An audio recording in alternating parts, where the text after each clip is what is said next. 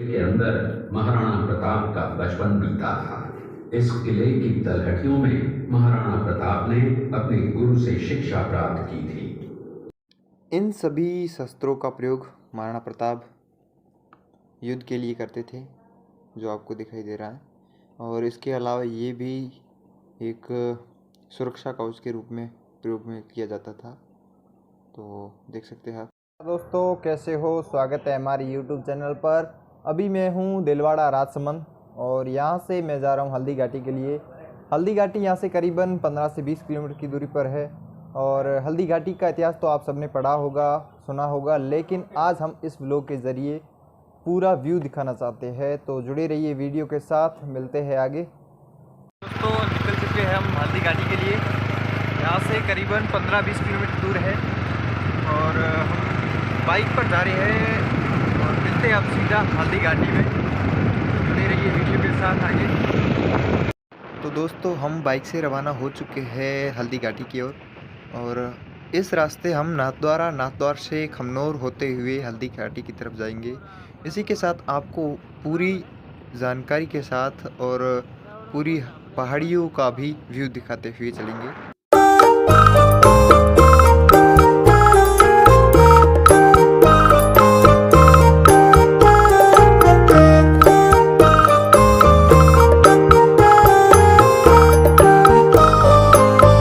तो दोस्तों मैं आ चुका हूँ हल्दी घाटी और हल्दी घाटी में थोड़ा आगे आने पर यहाँ पर एक म्यूजियम बना हुआ है जिसका गेट ये है और हम थोड़ा इधर आगे का व्यू देखते हैं, वहाँ पर दर्शन कर लेते हैं।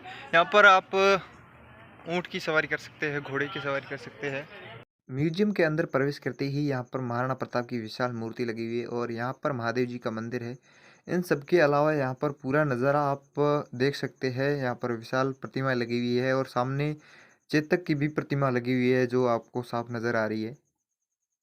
ये जो प्रतिमाएं आप देख रहे हैं ये सारे महाराणा प्रताप के महान सैनिकों में से एक थे, लेकिन ये प्रतिमा छत्रपति शिवाजी की है और इसके आगे महाराणा प्रताप का मुगलों से युद्ध करते हुए दिखाया गया है, जिसके माध्यम से चेतक हाथी की सूंड पर पैर रखे हुए है और पीछे मानसिंह हाथी पे सवार है और इसके आगे महाराणा प्रताप चेतक पर सवार है। ये भामाशाह और राणा पूंजा और भी महान सैनिक साथ में दिखाए गए हैं।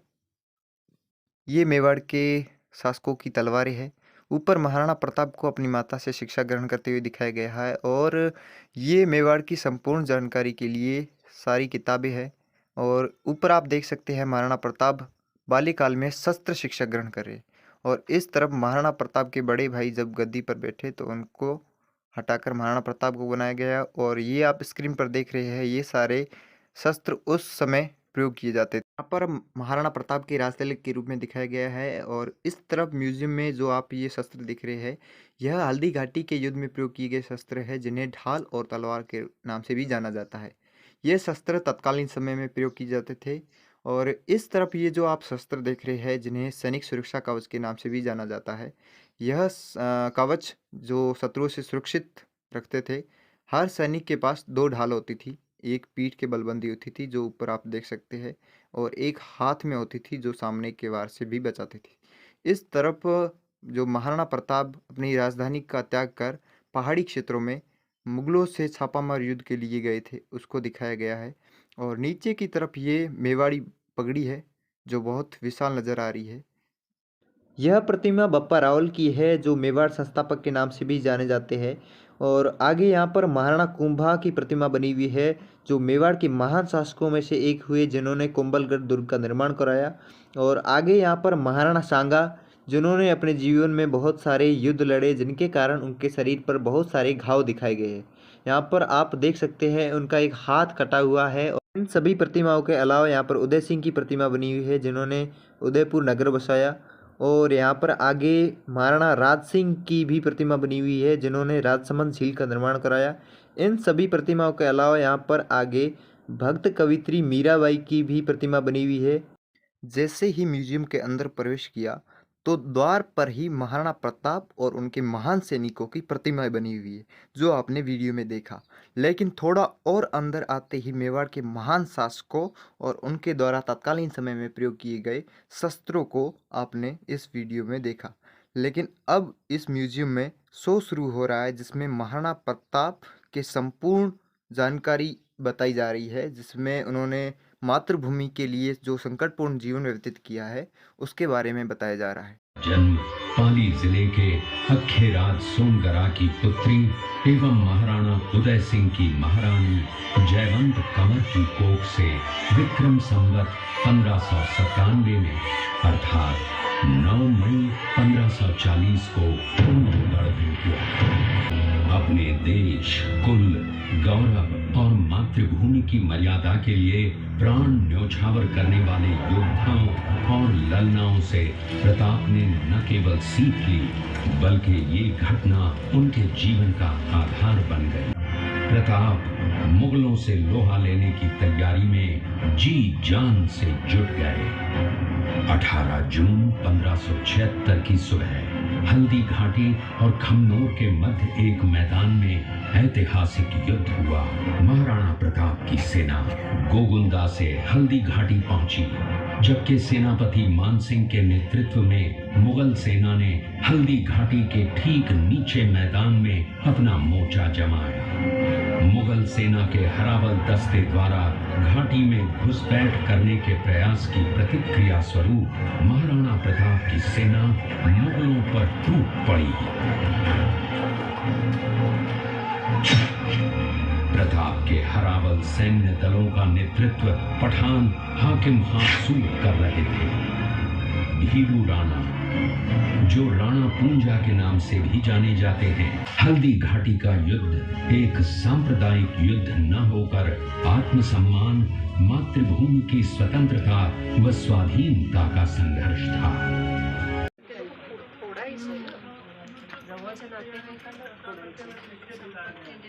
यह गुफा यहाँ से 1 किलोमीटर दूरी पर है, जिसे प्रताप गुफा के नाम से जाना जाता है।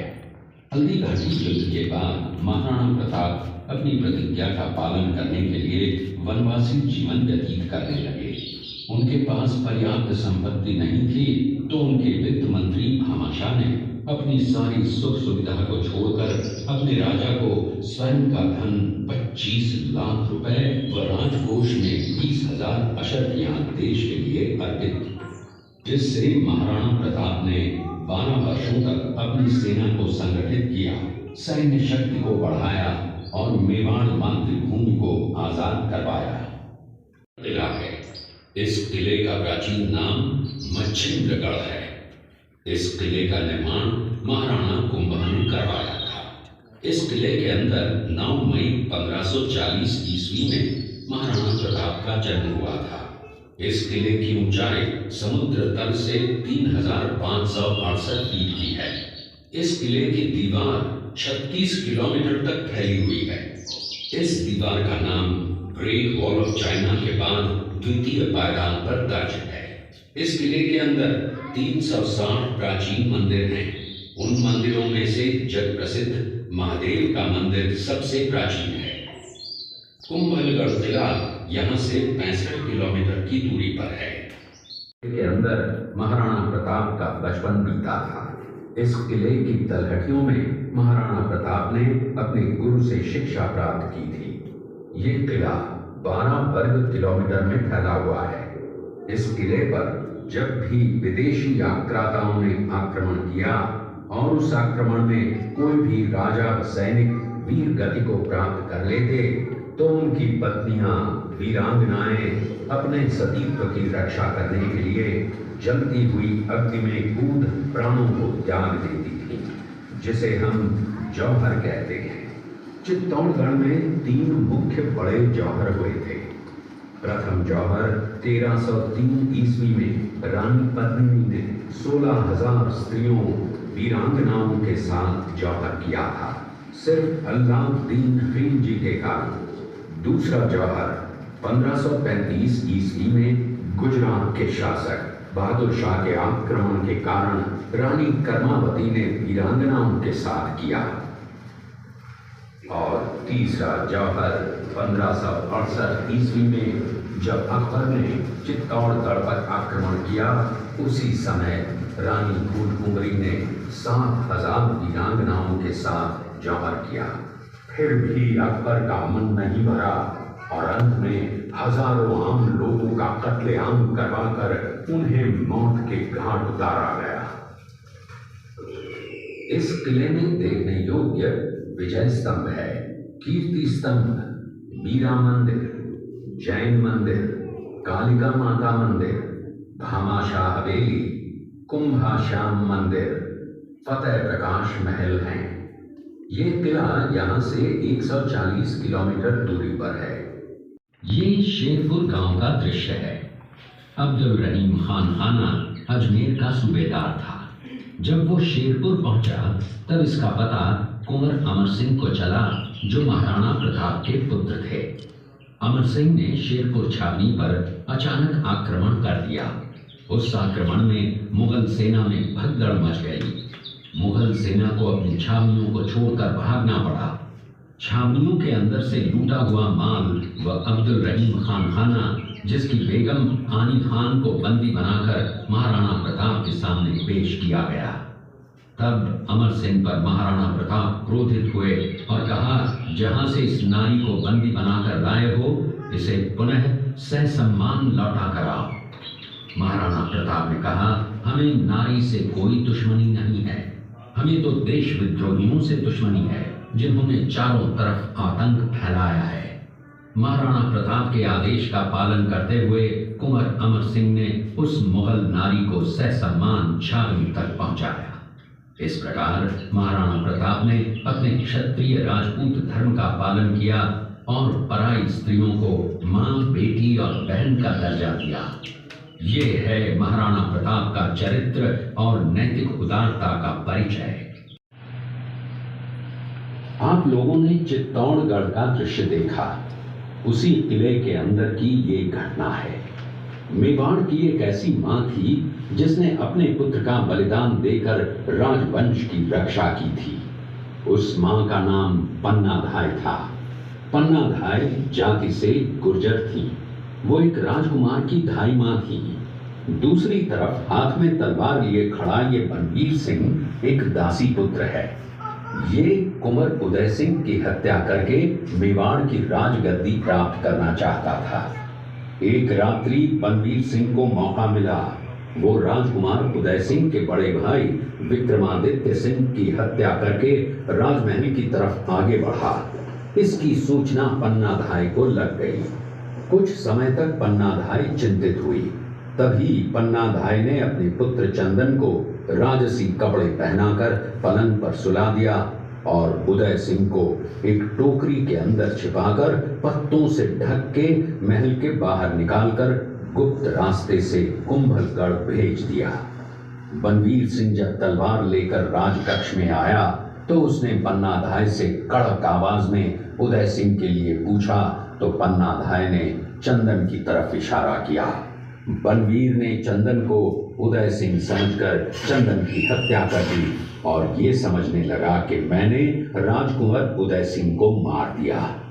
वही राजकुंवर बड़े होकर राजा बने और अपने नाम का उदयपुर नगर बसाया, जो यहाँ से 40 किलोमीटर दूर है। और उन्हीं के पुत्र महाराणा प्रताप हुए, जिन्होंने हल्दी घाटी का युद्ध लड़ा और आज हम लोग उनका इतिहास यहाँ पर देख रहे हैं। ये घटना महाराणा प्रताप की वीरता को दर्शाती है। एक समय नरभक्षी बाघ का आतंक छाया हुआ था। महाराणा प्रताप ने उस बाघ का शिकार कर उस बाघ को मार डाला। ये घटना महाराणा प्रताप की वीरता की प्रतीक है। इस दृश्य में देखिए महाराणा प्रताप अपनी प्रतिज्ञा का पालन करते हुए। महाराणा प्रताप ने प्रतिज्ञा की थी कि जब तक अपनी मातृभूमि को शत्रुओं से मुक्त नहीं करा लेता, तब तक न तो मैं महलों में रहूंगा, न किसी धातु के पात्र में भोजन करूंगा, न किसी गद्दी के बिछौने पर सोऊंगा। पत्ते ही भोजन के पात्र होंगे, जमीन ही बिछौना होगा। इस प्रतिज्ञा का पालन उन्होंने 21 वर्षों तक जंगलों में रहकर किया। इस दृश्य में देखिए महाराणा प्रताप वृक्ष के नीचे बैठकर पत्तों पर खाना खाते हुए। इसी कारण हम आज भी महाराणा प्रताप को श्रद्धा व सम्मान से याद करते हुए देशभक्ति की प्रेरणा प्राप्त करते हैं। ये दृश्य महाराणा प्रताप और सुविख्यात स्वामी भक्त घोड़े चेतक के अंतिम मिलन का है। हल्दी घाटी युद्ध के बाद चेतक घोड़े ने 22 फीट के एक बरसाती नाले को पार किया। ये उसी समय का दृश्य है।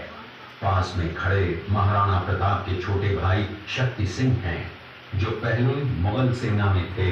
बाद में वो महाराणा प्रताप की तरफ आए, माफी मांगी और अपना घोड़ा महाराणा प्रताप को दिया।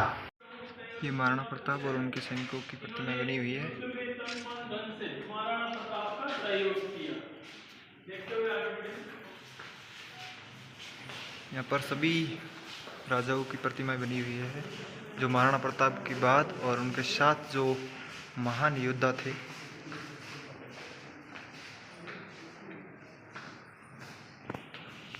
ये प्रतिमाएं मंदिर के रूप में दिखाई गई है, जिसमें आप देख सकते हैं ये ढोल नगाड़े मंदिर में बज रहे हैं और यहाँ पर पुराने रीति रिवाज के अनुसार जादू टोनों पर विश्वास किया जाता है। और इसके आगे और भी आप देख सकते हैं, यहाँ पर किसान को खेती करते हुए दिखाया गया है। यहाँ पर 2 बैल है, पीछे किसान हल लिए हुए खेती करता दिखाया गया है। यहाँ पर किसानों द्वारा बैलों के माध्यम से कुओं से पानी निकालने की प्रक्रिया को दिखाया गया है, जिसमें पुराने कल्चर को ज़्यादा महत्व दिया गया है। यहाँ पर आगे और भी देख सकते हैं बैलगाड़ी, जिसमें बहुत सारे बैल जोड़ियाँ है दिखाया गया है, जिसमें किसान दैनिक कार्यों के लिए प्रयोग करते थे। ज़्यादातर इनका प्रयोग भार ढोने के लिए किया जाता था, देख सकते हैं आप। हल्दी घाटी में प्रवेश करते ही थोड़ा आगे आते ही यहाँ पर एक प्रताप गुफा बनी हुई है, जहाँ पर एक पहाड़ी के नीचे बहुत बड़ी गुफा है, जिसका व्यू हम आपको दिखाते हैं। यहाँ से आप देख रहे हैं झरना बह रहा, जहाँ पर महादेव जी का मंदिर है।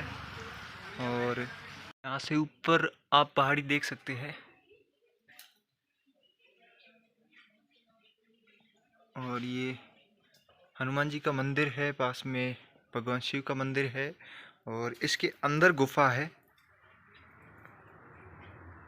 गुफा स्टार्ट यहाँ से होती है। ये गुफा 1 किलोमीटर लंबी है, जिसका व्यू हम आपको दिखाते हैं। बहुत अंधेरा होने के कारण हम आगे की तरफ नहीं जाएंगे, लेकिन कुछ ही व्यू आपको दिखा देते हैं आगे गुफा का। देख सकते हैं आप अंदर। म्यूजियम से ऊपर स्मारक की तरफ आने पर यहाँ से पूरा हल्दी घाटी का व्यू दिखता है, जहाँ एक सुंदर सी झलक दिखाई देती है। इससे संबंधित पूरी जानकारी हमने इस वीडियो में देख ली है, तो इसी के साथ हमारा पूरा हो जाता है व्लॉग। मिलते हैं किसी नए वीडियो में, तब तक के लिए जय हिंद।